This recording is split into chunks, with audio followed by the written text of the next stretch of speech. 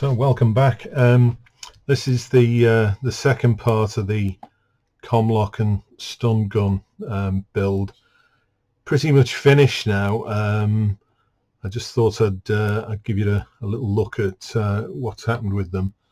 I am going to be putting these on a base because they're going to be displayed as part of a Jerry Anderson display at Telford in November. So really, I don't want people picking them up and handling them, and also risking somebody just walking off with them.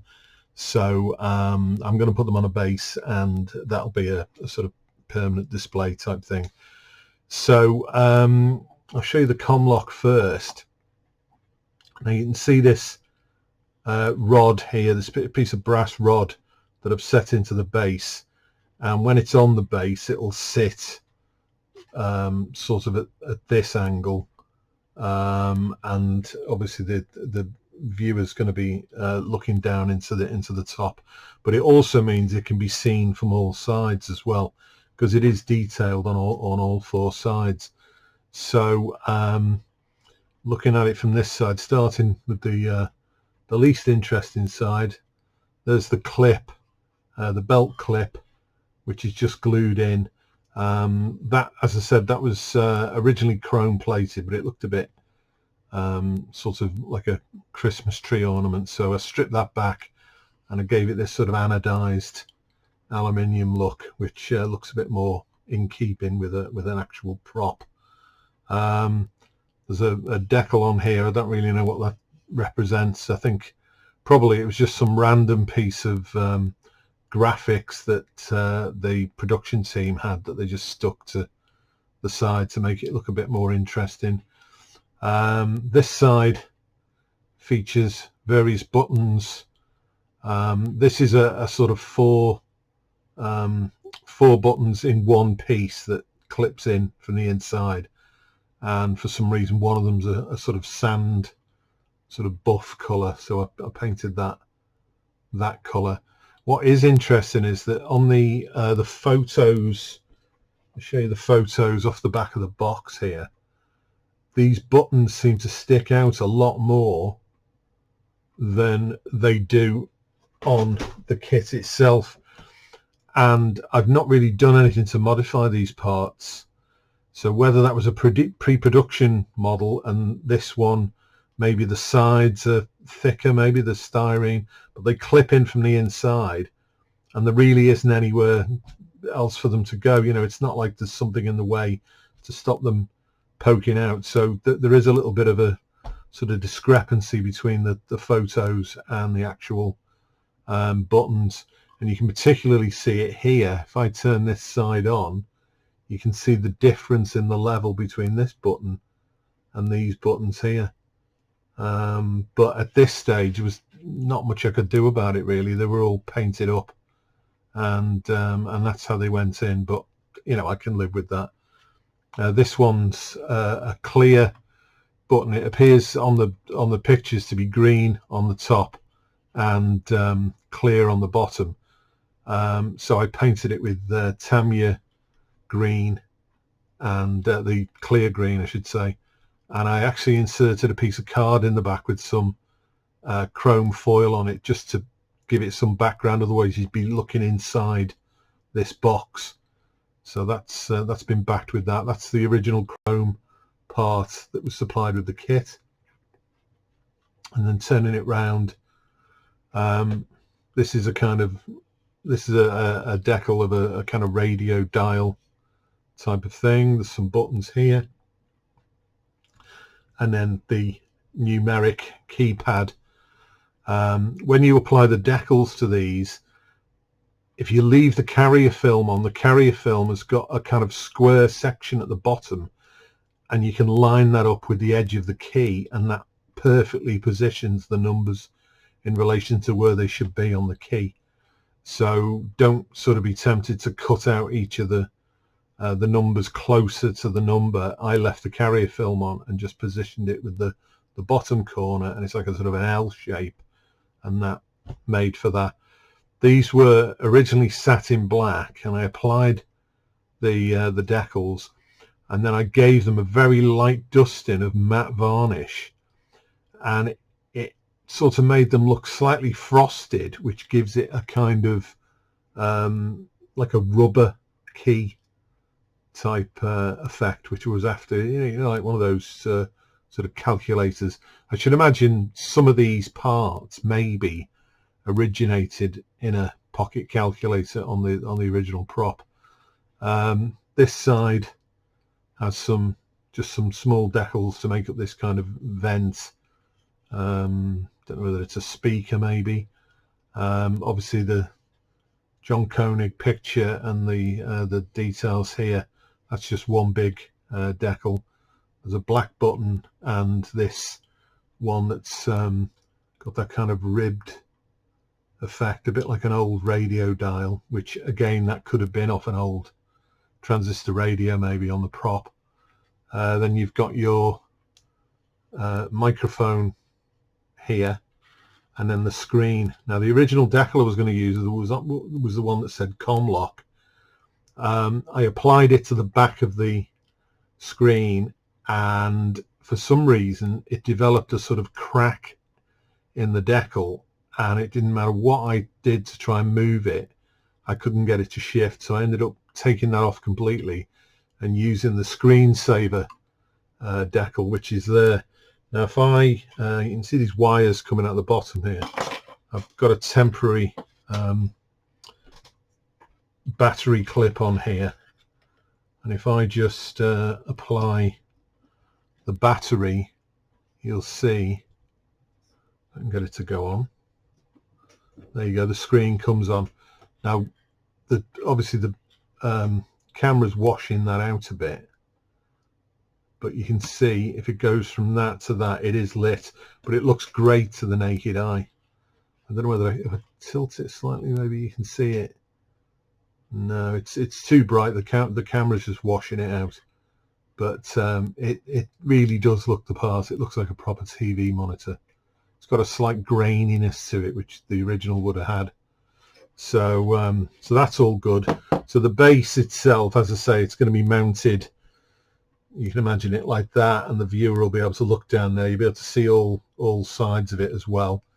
There is the little grill on the bottom there as well, which is the original chrome part. But I've not done anything to that. I just stuck it on. So that's the Commlock, and then the stun gun is as you might expect, you know, it fits in the hand like the original prop. It's got the button on the top. I did toy with the idea of lighting this, as I said in the last video, but in the end I didn't bother. If I had done, I probably would have built a little tiny switch into there so that you press that down and the lights came on.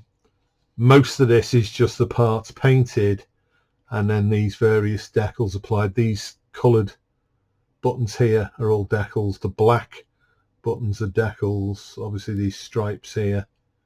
In the top you can see it's set to kill, and I can slide that across to stun, and that works quite well. So obviously, you know, when you're using it like that, you sort of push it to stun, you pull it to kill. So that's just like the real prop. There's a couple of knobs on the side which are kind of metallic. They were painted, and obviously the centers. This part I've glued in the hand grip, but there is a clip on the top that on the actual kit you can actually just unclip that. So if you were going to light this, you can hide a battery inside there and have this completely self-contained, so you could use it like a working prop. But I haven't bothered with mine because obviously it's not lit, so that was just fixed in. That's another separate part, and presumably that's for a belt loop. I never saw them on any kind of lanyard or anything in the series, so that's as is. So when these are displayed, I plan on having them sort of, it's a bit difficult to see on the camera, this actually at the angle, but sort of this is going to be at this kind of angle, and then this sort of displayed like let's see, like this at another angle, so you can see the gun, you can look on the top and see the kill part, and you know, and it'll just be a sort of hardware display really. But overall, I mean, to be fair, there's a lot of work gone into this for something so simple. I suppose if I hadn't lit it, you could have just built it straight from the kit, and it wouldn't have taken as long, but most of the time it's been taken up with painting all these buttons and getting a decent finish on them. With it being a life-size prop, you do need to make it look like an actual functioning device. So you know, I'm quite pleased with the way it's come out. Obviously some people might replace the screen with an actual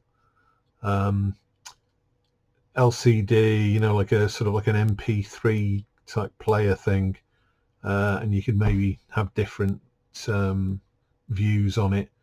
I mean, such is technology now. Potentially you could have a small camera and you could Bluetooth to this, and you know, you could use this as a sort of communications device. You can maybe even build a part of a mobile phone into it if you wanted to. So you know, as a basis for something like that, then it's not bad, but it does look like the real thing, and I'm quite pleased with how it's come out. And as I say, that's my contribution to the Jerry Anderson display. Although I'm a big fan of things like Thunderbirds and things like that, I can't say I've ever built anything from it. So I find most of the kits are pretty poor. I know there are a few sort of resin ones out there now which are better, but you know, I've got other things on the go at the moment, so maybe in the future. So I may do one last video of the display, or I might just put a little video up on the channel when we're at Telford of the overall look of the display, with all the other Jerry Anderson stuff on show. There's going to be Eagles and, you know, Shadow Mobiles and all this kind of stuff there as well. So look out for that. But as ever, if you've got any questions about this build or any other build, feel free to ask the questions. And if you're into that kind of thing, you know, subscribe.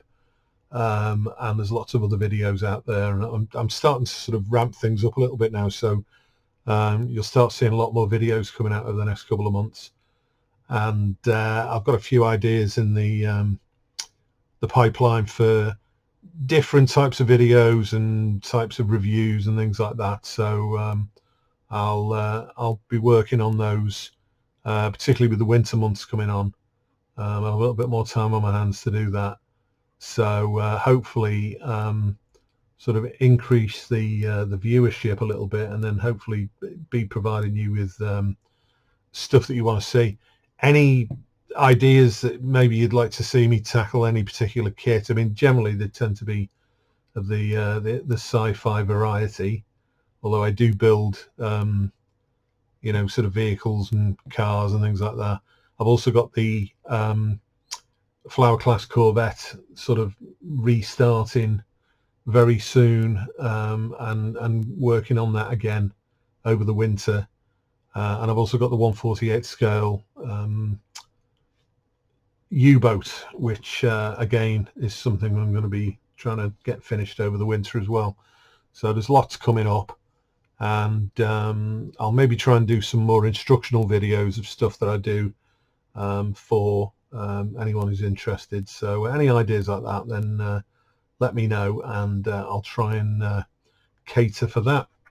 Okay, so thanks for watching, and as I say, like and subscribe if that's your thing, and look out for a video from Telford, which I'm going to maybe shoot a series of videos there, because it's not something I've done before, but I know the sci-fi side of things doesn't seem to get much of a coverage in most of the videos that appear on YouTube. You know, most of it's aircraft and tanks and things like that. So thanks for watching, and I'll see you soon.